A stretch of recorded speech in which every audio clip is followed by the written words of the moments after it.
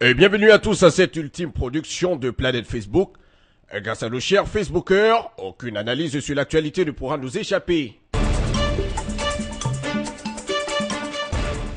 Et commençons cette ultime production hebdomadaire de Planète Facebook avec la page Facebook de RFI qui ouvre ses informations avec les présidentielles Mali en disant qu'à Kidal, la MINUSMA est au complet pour le scrutin présidentiel.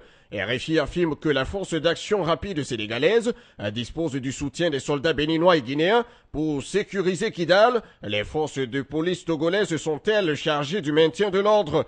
C'est donc dire qu'il n'y a pas de répit. Un véhicule arrive, un soldat lui fait signe de stopper et reste lui-même à une vingtaine de mètres. Les deux occupants du 4x4 sortent, on leur ordonne d'ouvrir la malle arrière, le soldat inspecte la voiture et puis tout est clair, le véhicule peut circuler à nouveau. C'est un total contrôle, une élection présidentielle hautement surveillée qui ne laisse pas les Facebookers sans voix. Le tout premier à réagir nous dit que lui, en tant que Guinéen, il ne veut pas que le Mali se divise et il faut privilégier le dialogue entre les fils du pays et combattre l'injustice. L'autre pense aussi qu'il le faut, sinon c'est encore un groupe de djihadistes qui prendront le contrôle du Mali. Pour un autre encore, si Ibeka est porté à la tête du Mali, il faudrait espérer qu'il fera preuve de rigueur et de retenue et ne s'encombrera pas avec des dépenses extravagantes. Le dernier, quant à lui, pense que le Mali a aujourd'hui besoin de changements sur tous les plans. Et dit-il, nous avons besoin d'un dirigeant neutre qui n'agit pas comme les anciens régimes.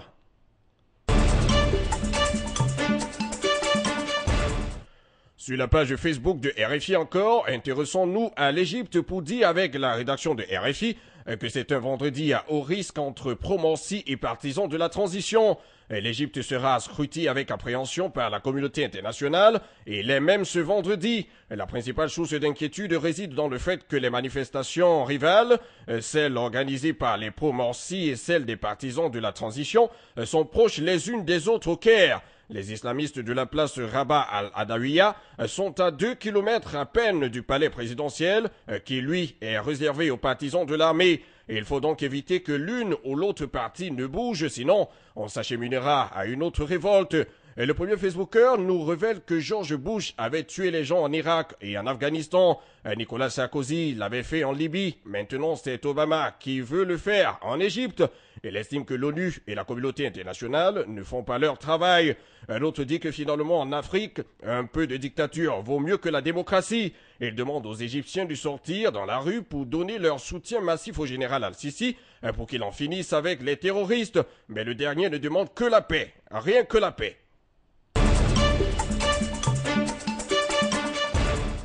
Sur la page Facebook de RFI toujours, parlons aussi des législatives au Togo, en disant qu'alors que le parti du président Faure Gnassingbé semble en passe de réussir à conserver son leadership sur l'échiquier politique, la coalition Sauvons le Togo, menée par Jean-Pierre Fabre et son parti l'ANC confirme qu'elle occupe désormais une place prépondérante au Togo. Au vu des résultats partiels, elle dépasse largement en termes de voix l'autre coalition de l'opposition Arc-en-Ciel qui n'a pas réussi la percée espérée, mais surtout la formation de Jean-Pierre Fabre qui est principalement une dissidence de l'UFC vient de donner une leçon amère à ce dernier. Nos Facebookers n'ont pas manqué de nous écrire pour analyser cette actualité. L'un d'entre eux affirme que le pouvoir en Afrique est autocratique et c'est le peuple qui est fautif car il se laisse intimider et ou corrompre.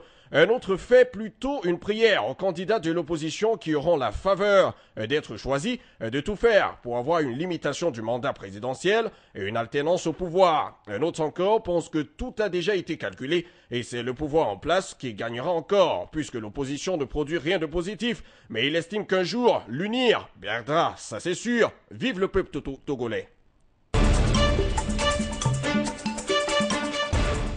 Et terminons cette édition avec la page Facebook de RFI, toujours pour parler de l'après-mort de Mohamed Brahimi, mort qui est survenu hier, jeudi, et souvenez-vous qu'on vous a révélé qu'il a été abattu par balle à son domicile à Tunis. Depuis hier, tous les vols de la compagnie Tunis Air ont été annulés. La plupart des magasins sont fermés, mais cela est plutôt habituel en période de Ramadan. Ses proches partisans ont appelé à une grève générale et ont même déjà leur suspect en tête. Justement, dans le centre de la capitale tunisienne, environ 1 millier de personnes sont en train de manifester. Les slogans sont à peu près les mêmes qu'hier, après l'assassinat de Brahimi. La suite nous en dira plus. Un point Facebooker qui a réagi par rapport à cette actualité. Les islamistes persistent à diviser le monde. L'important pour eux, c'est de tuer les autres. Un autre pense que malgré cela, le monde ne tire pas de leçons et reste toujours cruel.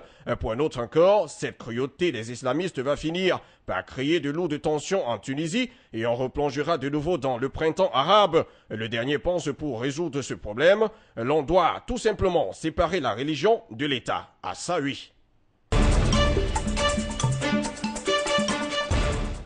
Et c'est tout pour cette ultime production de Planète Facebook. Rejoignez-nous sur le www.afriquemedia.tv ou encore sur notre page Facebook Afrique Média. Et rassurez-vous, comme d'habitude, grâce à nos chers Facebookers, aucune analyse sur l'actualité ne pourra nous échapper. On reste ensemble. À bientôt sur Planète Facebook.